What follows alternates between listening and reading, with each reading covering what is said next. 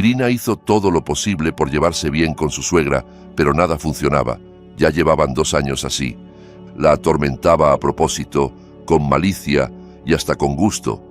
El hecho de que envolviera sus ofensas en aparentes muestras de cuidado y cortesía no lo hacía más fácil de soportar. Irina, cielo, asegúrate de que mi hijo coma siempre comida fresca. Pasé por casa mientras tú trabajabas y ya había moho en la nevera.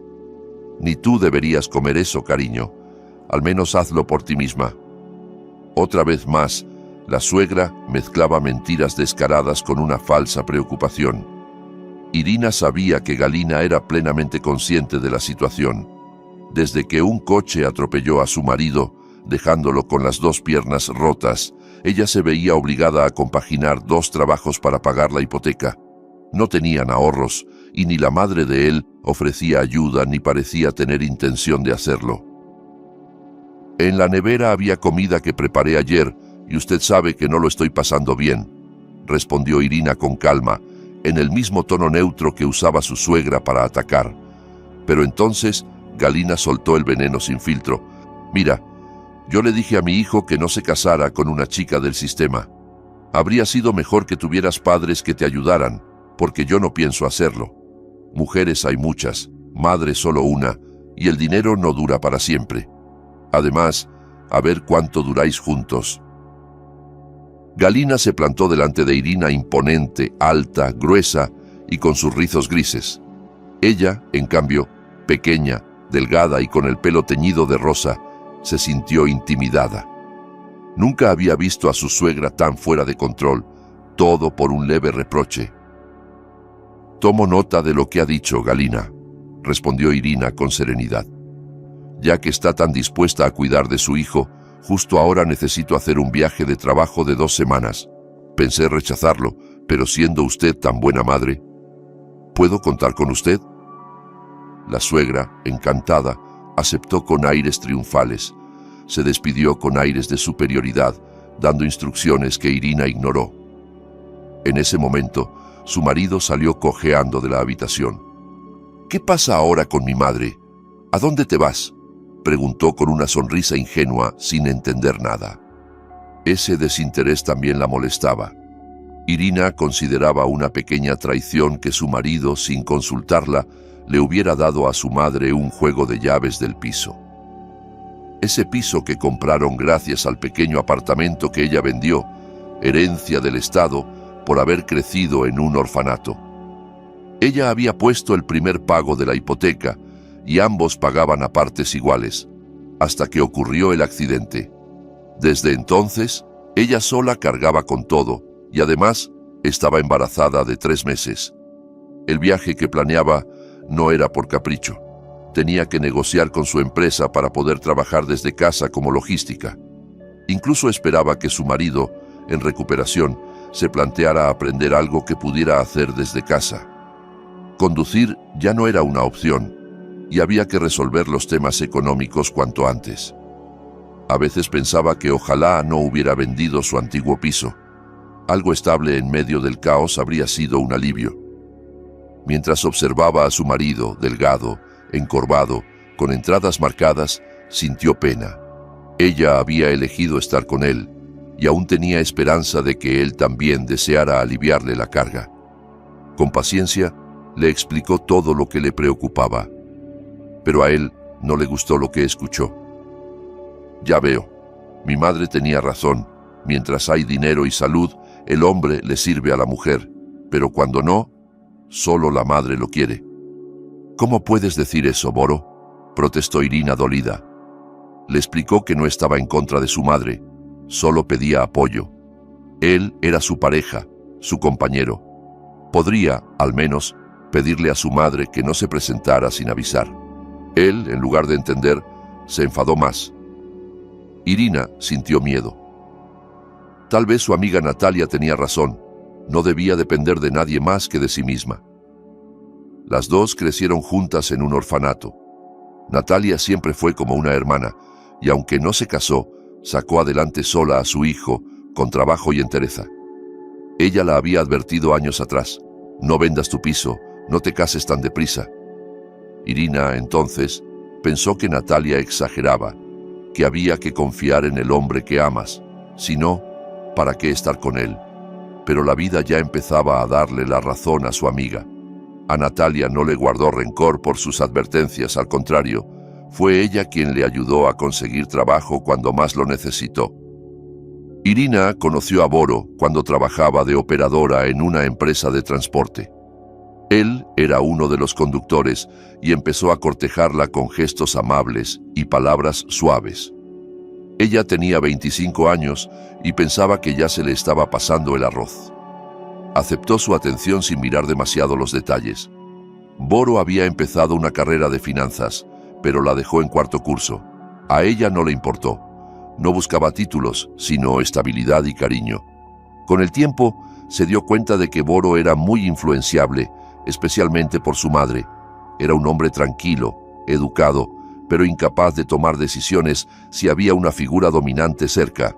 La primera señal clara de su falta de responsabilidad ocurrió antes del matrimonio. Llevó a un conocido a dormir al trabajo sin permiso.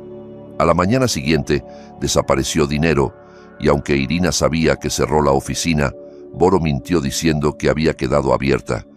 Cuando el jefe se enfadó, Boro se encogió de hombros. «Ir, no te pongas así. Seguro encuentras otro trabajo. ¿Para qué cargamos los dos con esto?» Ella pagó lo que faltaba de su bolsillo, no lo delató y decidió alejarse.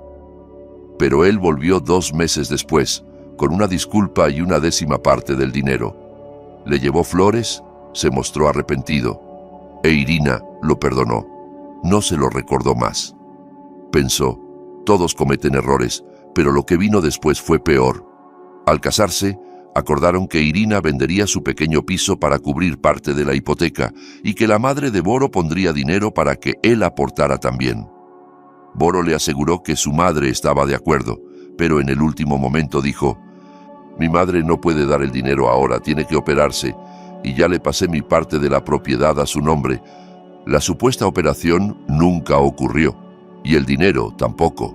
Aún así, Irina quiso creer que Boro fue tan víctima como ella, pero la realidad era más dura. Su suegra simplemente se salió con la suya, y él no movió un dedo. Con los meses, Boro se volvió celoso. Desde que estaba convaleciente, no dejaba de insinuar que Irina tenía amantes cada vez que salía por trabajo. Incluso una vez, Irina escuchó a su suegra cuchichear con él en la cocina. «¿Y el niño es tuyo?». El estruendo de una taza rota interrumpió el susurro. Irina se quedó paralizada, esperando que su marido reaccionara, que pusiera a su madre en su sitio. Pero solo dijo: «Bueno, ya veremos cuando nazca. Si hace falta, se hace una prueba de paternidad. Total, la hipoteca la paga ella.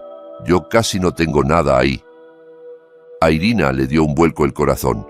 Comprendió, con un nudo en la garganta, que su marido la veía como un recurso temporal, que estaba haciendo cálculos como quien aprovecha una oferta con fecha de caducidad. Sintió que vivía con un extraño, alguien incapaz de protegerla o valorar lo que hacía por los dos. Ella necesitaba ese viaje y lo dijo con firmeza. «Boro, mañana me voy. Tu madre ha dicho que te cuidará. Cuando vuelva, hablaremos». Él respondió con desprecio: «Veo que ya no tienes en cuenta mi opinión. Está claro, te vas a convertir en otra madre soltera con el paquete». Irina lo miró y, por primera vez, no vio al hombre con quien había querido compartir su vida, sino a un extraño resentido, cargado de amargura. Aún así, intentó convencerse de que tal vez solo estaban pasando por un mal momento, que todo mejoraría si podía pensar con claridad lejos de ahí. Decidió adelantar el viaje y se fue a casa de Natalia. No dijo que aún no salía el tren, solo necesitaba respirar. Durante esos 2 días, recibió llamadas de su suegra y de su marido. Fingió que ya había llegado a destino y todo iba bien. Boro sonaba extrañamente alegre. Galina también, casi dulce. Tanto que Irina llegó a dudar de sí misma.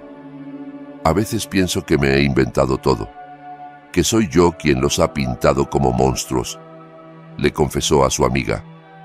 «Ojalá fuera así, Irina», respondió Natalia.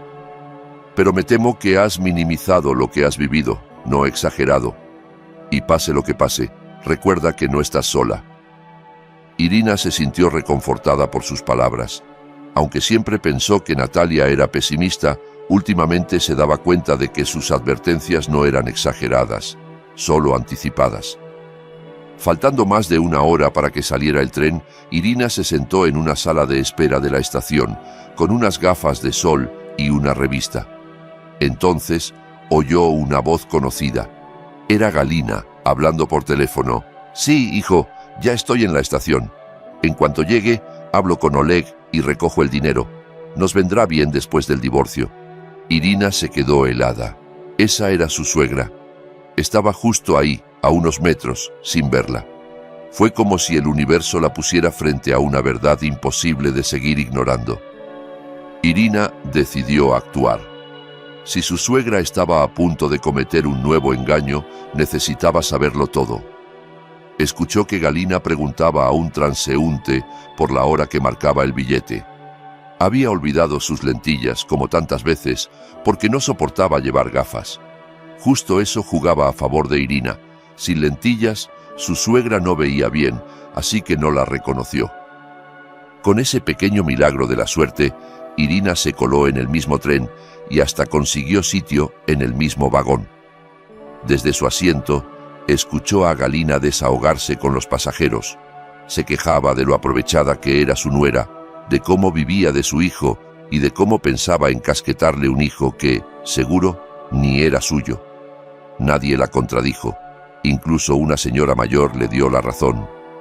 Irina apretó los puños, deseando poder gritar la verdad, que esa misma mujer había vivido siempre de otros, que nunca había trabajado un solo día y que ahora estaba estafando a un hombre que solo quería ayudar, porque eso era lo que había ido a hacer Galina.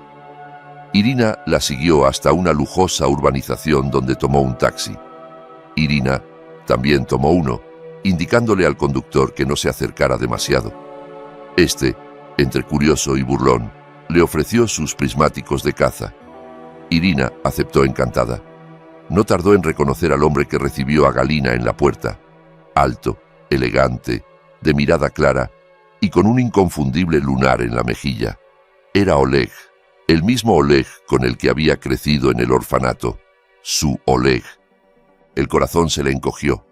¿Por qué su suegra iba a ver a Oleg? Y más importante, ¿qué le había dicho? Con los prismáticos pudo ver cómo Oleg le entregaba un sobre a Galina. Discutieron brevemente antes de que él se marchara, visiblemente molesto. Galina se fue poco después en el coche de un chofer. Irina, entonces, decidió que no podía quedarse de brazos cruzados. Llamó al portero de la urbanización. «Busco a Oleg», dijo. «Dile que le llama Irina. Crecimos juntos en un orfanato». Poco después, Oleg apareció. Su sorpresa fue tan genuina que Irina sintió un nudo en la garganta. «¿Irina? Pero tu suegra me dijo que estabas muy enferma, que necesitabas una operación urgente y no tenías dinero». Irina, cansada, se dejó caer en una butaca cuando la ama de llaves trajo algo de merienda. No se molestó en guardar apariencias. «¿Y tú le diste el dinero sin comprobar nada?» Oleg se pasó una mano por el pelo, avergonzado. «No sé, me removió todo por dentro. Yo siempre estuve colado por ti, y cuando te encontré y me abrió ella la puerta, me impresionó. Al principio me echó, pero luego me escribió. Me dijo que estabas grave. Me prometió que me dejaría verte tras la operación. Pero hoy, cuando no quiso darme el nombre del hospital, entendí que algo olía mal». Irina tragó saliva. Lo peor era saber que su propio marido, Boro, también estaba implicado en la mentira, que vendieron una historia falsa para sacarle dinero a alguien que solo quería ayudar. «No sé cómo voy a devolverte todo esto», dijo entre lágrimas. «No quiero que pienses que vine a manipularte o aprovecharme». «Irina», le interrumpió Oleg con dulzura, «no quiero que me devuelvas nada. Yo trabajo con mi madre, soy su apoderado. Esto es lo que hago, y tú no has hecho nada malo». En ese momento, una voz femenina los interrumpió desde el fondo de la sala. ¿Y por qué tienes a la invitada aquí? Seguro que está agotada. Ya tiene lista su habitación. Era una mujer mayor, menuda, en silla de ruedas, pero con una presencia imponente. Irina lo supo de inmediato. Era la madre de Oleg, esa mujer fuerte de la que él hablaba cuando eran niños, la que se levantó de una silla de hospital para criar sola a su hijo y luego sacar adelante el negocio de su padre. «Encantada, señora», susurró Irina turbada. «Escucha, querida», dijo la mujer con una sonrisa serena pero firme. «No vas a resolver tu vida en una estación de tren. Llama a tu jefe, inventa una excusa y quédate unos días. No vas a estar sola. A veces hay que parar para decidir bien. Aquí estás a salvo». Irina, que había entrado en esa casa con vergüenza y miedo, sintió por primera vez en mucho tiempo una paz inesperada. Aceptó quedarse. Esa noche durmió profundamente, sin sobresaltos. Y al despertar, no sabía aún que lo peor estaba por venir. Una semana después, Irina regresó a su casa. O eso pensaba.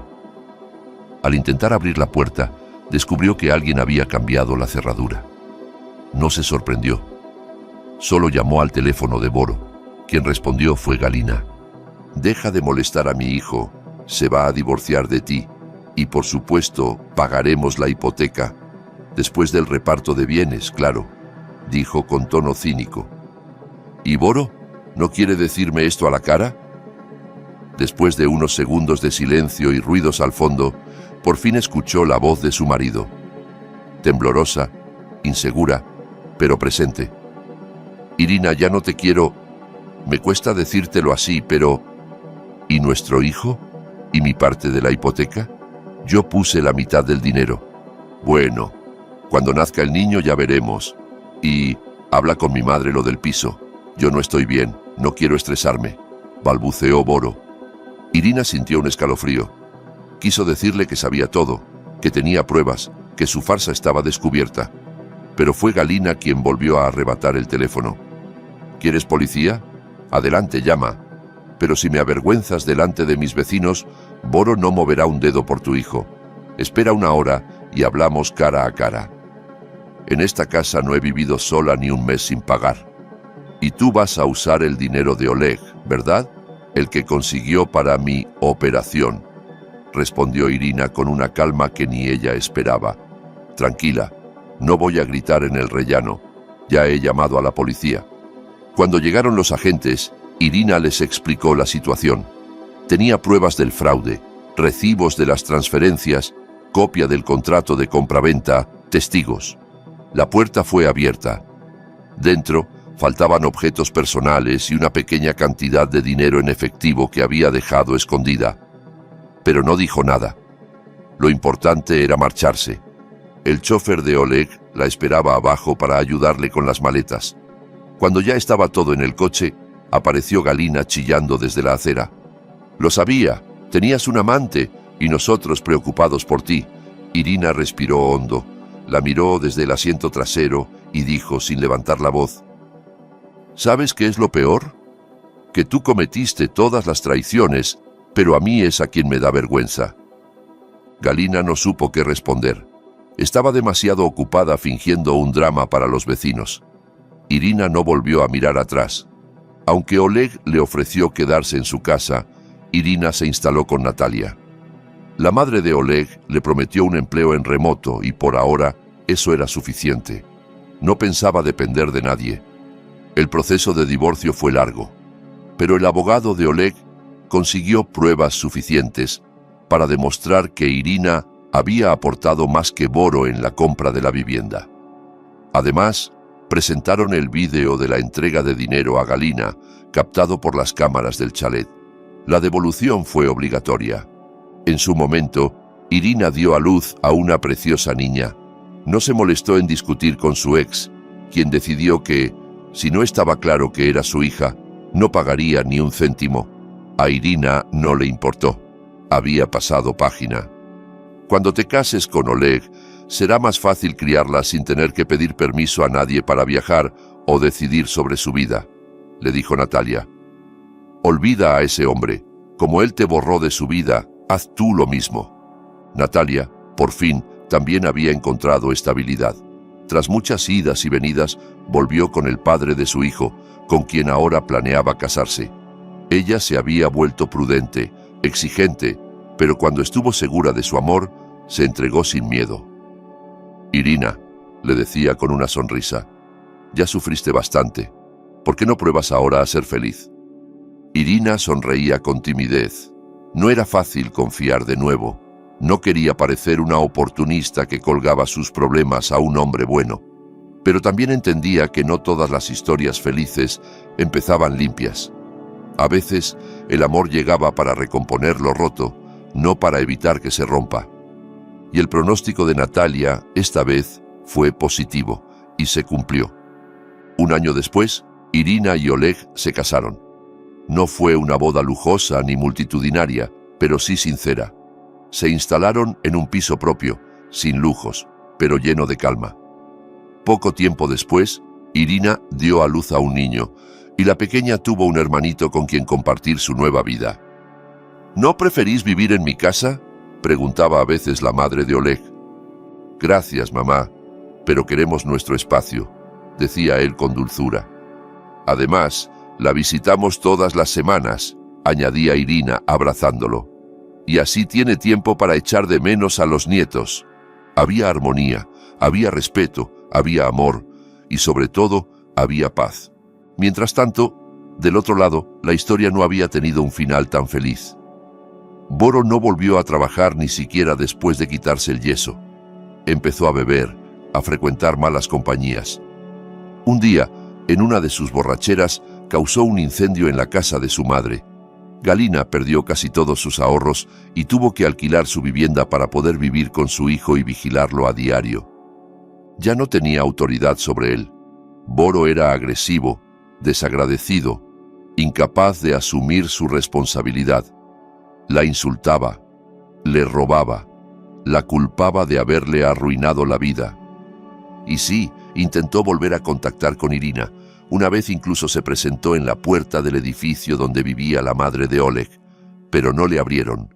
Irina ya no era la misma mujer. No dudó, no tembló, no sintió culpa. Había necesitado tocar fondo para entender su propio valor, para comprender que el amor no se suplica, que el respeto no se negocia y que la dignidad no se comparte con quien la pisotea. Ahora, cuando recordaba aquella vida con Boro, le parecía lejana, como una pesadilla de la que por fin había despertado. No lo odiaba, no sentía rencor, solo un profundo alivio por haber salido a tiempo, y una gratitud inmensa hacia quienes la habían sostenido cuando más lo necesitaba. Porque sí, se puede empezar de nuevo, se puede recomponer el alma rota y volver a confiar. A veces, para equilibrar tanto dolor, la vida te permite saborear la felicidad con una intensidad distinta. No es un premio, ni un milagro. Es justicia. Es renacer.